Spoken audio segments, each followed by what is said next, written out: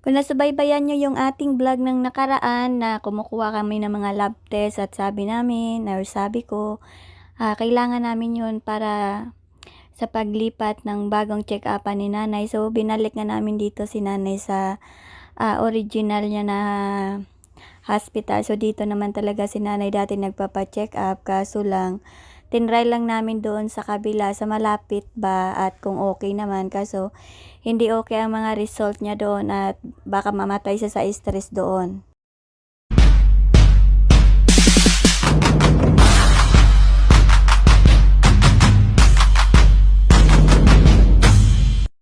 So, ngayong umaga, pupunta na kami doon kay nanay. Siyempre, mag-aabang muna tayo dito ng tricycle sa labas. So, habang nag-aabang nga kami dito ni Andrea ng tricycle, nakalimutan nga pala namin yung bag na dadalhin namin. So, ayan.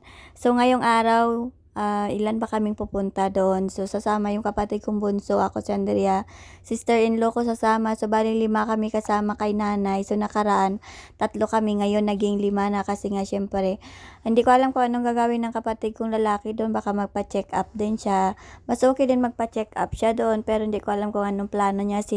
Isa rin yun kasing takot sa doktor. Takot din yun malaman kung ano yung mga dapat alamin sa katawan niya. Pero titingnan natin kung mapipilit natin siyang magpa-check up. Kasi nga, since na meron naman siyang insurance, so sabi ko sa kanya, magpa-check up siya doon.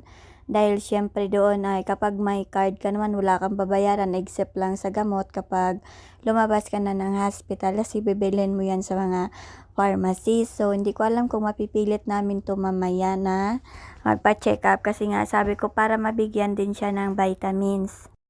So, ayun, nag-grab nga kami papunta doon dahil Martes ngayon at coding sila. So, hindi kami nakakasabay sa kanilang wheels, charing. So, mag-grab kami at nakapag-appointment na nga pala sila doon. Nakapatikan na sister-in-law ko. So, siya ngayon ang kasama dahil ngayong kapatid ng lalaki ko ay may busy-busyhan siya. So, siya nag-leave siya sa trabaho para samahan tong nanay namin na nervyosa. So, titingnan natin mamaya kung ano yung madidiscover niya kay nanay. Kasi nga talaga si nanay matatakutin talaga to. Kaya sabi ko nga sa kanya, wala namang gagawin sa kanya mamaya maliban lang sa mga minor na depende kung anong isa-suggest ng doktor, wala naman tayong alam. So, sabi ko, wala namang gagawin sa kanya, hindi naman siya aanuhin. Kaso lang, ini-imagine niya kagad, baka daw ganito, ganito, ganyan. So, hindi pa nga nangyayari, natatakot na siya. So, hindi namin alam kung ano mamayang maging reaction niya.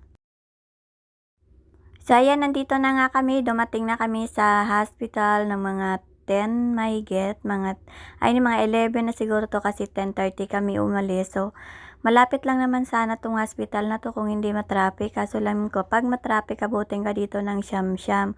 So, ito yung kanilang podium. Yun, nakala mo na sa mall ka pero hindi na sa hospital ka. Kompleto dito, basta may pera ka lang. At syempre, maganda ang service dito. Maganda yung facility, maganda yung mga doctors nila. Tapos, syempre, basta maganda dito. Basta, kumbaga willing ka lang din talaga gumastos. Pero, syempre, kapag tipid-tipid lang yung pera mo, syempre, pipiliin mo lang din sa mga clinic. At kung gagaling ka lang naman doon sa clinic, bakit hindi, diba? So, nandito nga kami sa Mati Building. Dito sa Mati Building, ang pupuntahan namin una ay ang kanyang OB o yung OB ni sister-in-law doon kasi siya naka-appointment at ipinalista na siya doon para pagdating namin ay may pangalan na siya at ipapabasa doon sa OB ang result dito sa kabilang hospital. Diba, iwan ko, ayaw ko na lang magsabi, alam nyo ba, kunwari, nakatry na kayong magpa-check up sa mga hospital na hindi maganda, wag nyo na lang dalhin doon. So ngayon, alam naman natin na kumbaga, hindi biro ang pumunta sa ganitong hospital dahil syempre may kamahalan talaga dito ang mga check-up nila. Lahat napakamahal dito, ginto nga dito ang labanan kasi kung makikita nyo naman talaga, sobrang ganda naman dito, sobrang linis, ayan. So, kumbaga, pupunta kayo dito is kapag magpa-check up kayo, kailangan may minimum kayo na pera sa bulsa nyo na 10,000 pesos para kahit papano may matitira ba kayong pangkain or kung ano pa man. Kasi kung kunwari yung pera nyo 5,000 lang, sigurado talaga hindi talaga kayo makakauwi. Kasi nga, ang check up dito ay depende. Tapos, syempre may gamot pa. Syempre, kung wala kang sariling sasakyan, mamasada ka pa. So, ayun, dumating na nga kami dito at nasa 5th floor na kami. So, ihing-ihi na naman to si nanay. Kaya sinamahan ko siya dito, pumunta dito sa CR dito. So, maganda rin dito ang CR nila. Pero ayan, kinakabahan na nga siya at hindi niya mabuksan yung pintuan ng CR.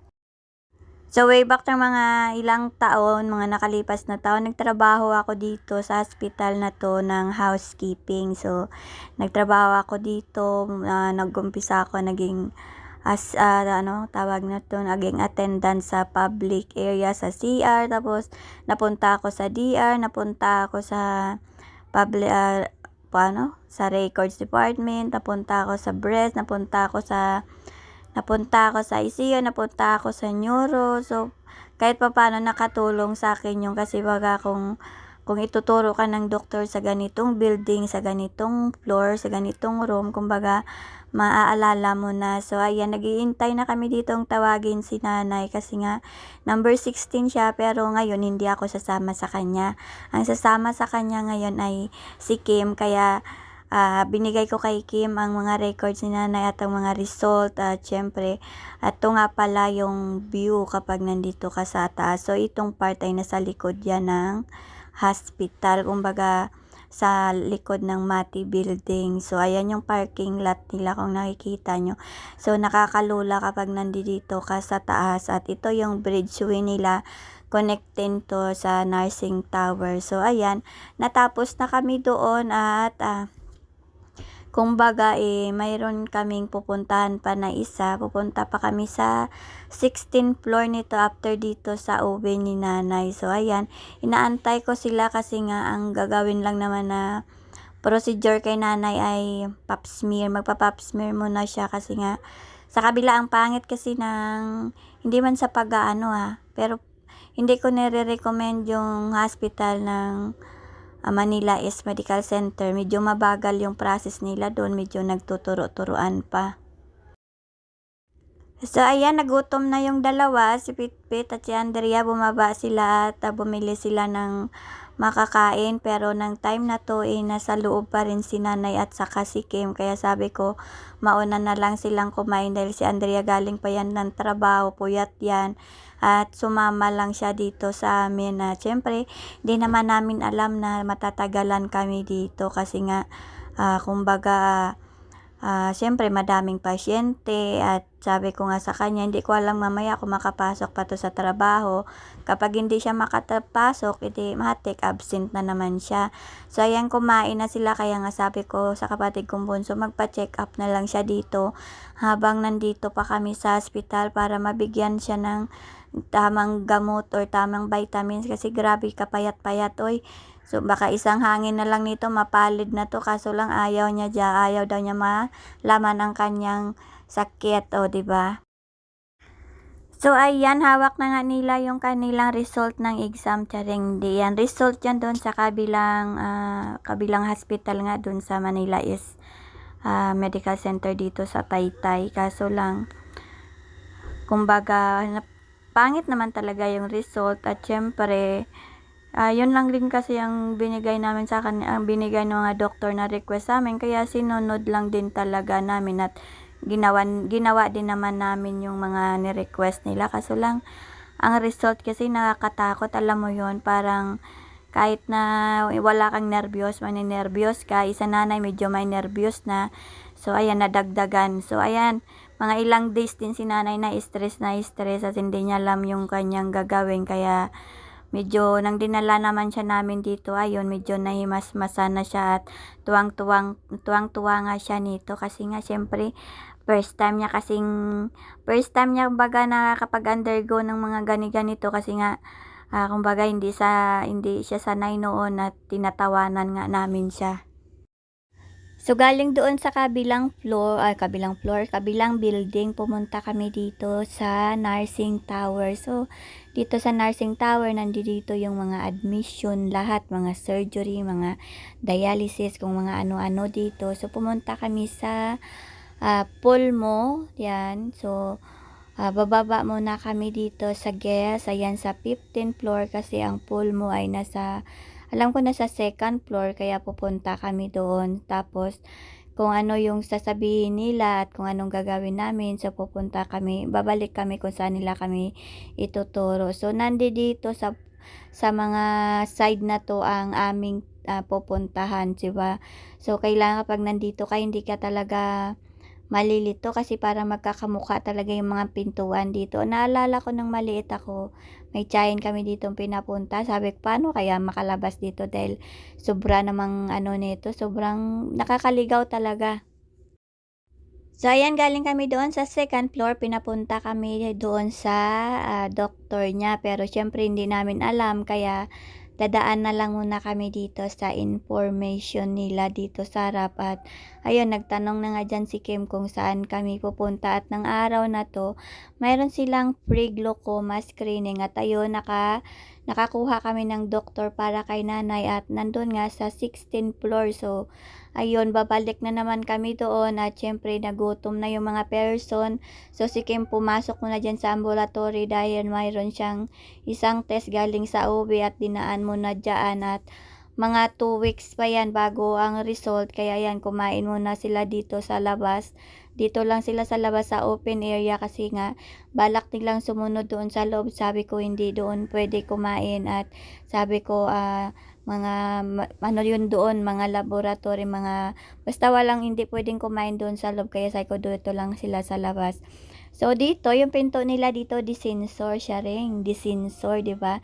So, pagtapat mo pa lang, bubukas na siya. Ngayon, kung hindi kagalaw, gaganyan lang din siya, di ba? So, ayan, dito kumuha ng number. At, syempre, pagkakakuha mo ng number, matik yan, pupunta ka sa, magpa-process ka dito ng babayaran mo. Tapos, ayun, magbabayad ka doon sa cashier. Tapos, pag napasa mo na, ayan, mag-aantay ka ng ilang days. So, ayun, napasa na namin yon at syempre, tapos na kami doon at ayan, babalik na naman kami dito sa taas. So, nandito kami sa 16th floor. So, nandito na kami nito sa 16th floor dahil galing sa baba, mayroon na kaming request ulit papunta dito. So, ayan, ito yung view sa 16th floor sa likod.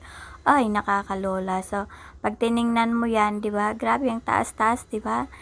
So, ayan, maganda talaga tong hospital na to. Kumbaga, madaming ditong mga high-end na tao, mga artista, mga politician. So, ayan, sobrang maganda dito ang hospital na ito. Kumbaga, kasama to sa mga top hospital ng Pilipinas. Kaya, nasa top din ang bulsa mo dito kapag pumunta ka, kailangan naka-top din ang bulsa mo. 'Di ba? Sabi ko sa inyo paulit-ulit ko pumunta kapag magpa-check up kayo, magbaon kayo dito ng kahit at least 10,000 pesos kasi nga hindi mo alam kung magkano yung babayaran mo, kung magkano yung check-up. Kasi, syempre, kung mga clinic lang, mga 500 lang yun. Pero pag dito, ang check-up dito ay 1,000. Syempre, kakain pa kayo. Basta, kailangan pumunta kayo dito. Ang pinakamaliit nyo na dala ay 10,000. So, kapag wala kang dala, hindi ka makakapagpa-check up. So, ayan, nagkalat na dito yung mga foreigner sa hospital na nagpapa-check up. At ito, natapos na kami at result na tayo sa inyo ay 2 weeks. At ayan, nagkain na lang ng mga spaghetti ang person kasi kanina hindi ako nakakain ng Subway dahil hindi ko makakagat dahil alam nyo na. So, hanggang dito lang muna ang ating video at mayroon pa tayong susunod na araw ay babalik pa kami dito ulit ni nanay para sa isa niyang test na gagawin sa kanya at kailangan nagahan natin yun para kahit pa paano makakuha tayo ng discount. Sayang yung discount, 10,000 din yun. So, ayan, dito lang muna. Bye-bye!